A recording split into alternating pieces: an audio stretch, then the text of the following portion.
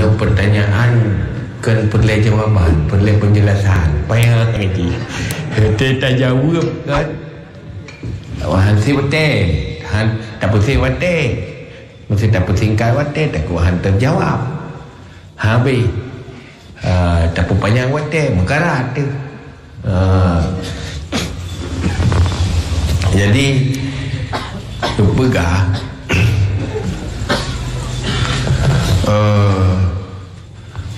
dalam hadisnya ditanya akan kembali mengikuti sunnah-sunnah sebelum danyo, itu sunnah jahiliyah apa yang kana sebelum Nabi, tapi kembali kepada kejahiliahan zamannya iji hana spontanitas baca-baca bil istidrak pun dijengkai lian tiha lian tidipa cuba-cuba tabak orang untuk kembali bro iji hanti garun lagi relah motor je pun guru bawa dia terlihat tinuk sampai si belah-belah terlihat hana meri je berproses, ada proses kegat orang butuh sit, butuh waktu, proses relah orang tapi butuh waktu.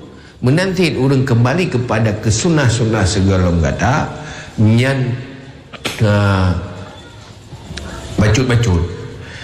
So yang kembalinya yang beramahu sebenarnya ahlul kitab. Ahlul kitabnya adalah orang yang na dasar agama. Orang yang mumat dengan kitab-kitab yang ternilangnya. Orangnya tak ada. Terjadi kelompok-kelompok, bermacam kelompok. Nyan mendum-mendum kali nawai. Masa zaman pun pakat 3 tahun ya semua petung jemun.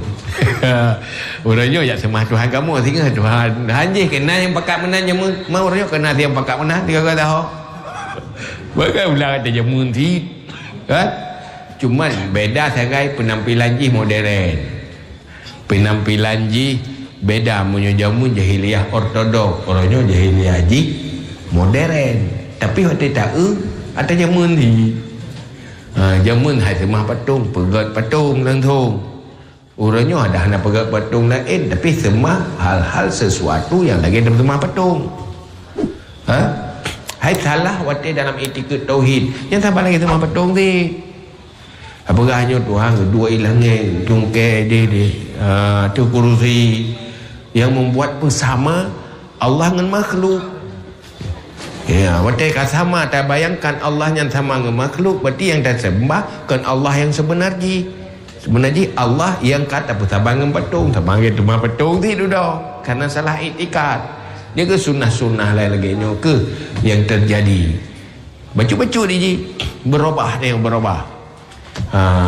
Sehingga menggiring aju ke lagi jamun law. Lagi tegolong masa Rasulullah.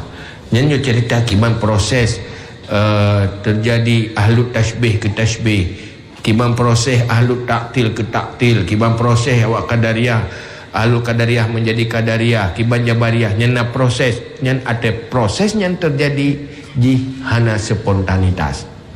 Ke gaya-gaya masa lalu yang jih bacut-bacut tanpa terasa.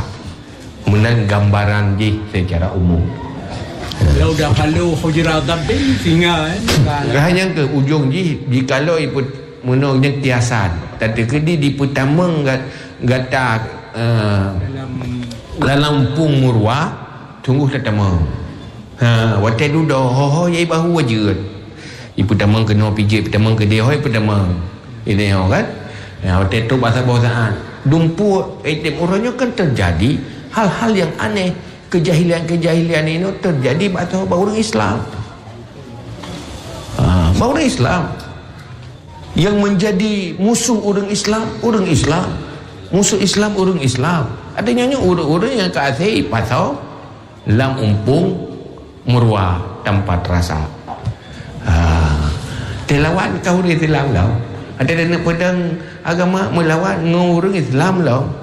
Abah mau tapu buatnya, tapu buat gak, tapu lawan orang rawat sedikit lau. Yang karena kau berhasil. Demikianlah gambaran secara umum.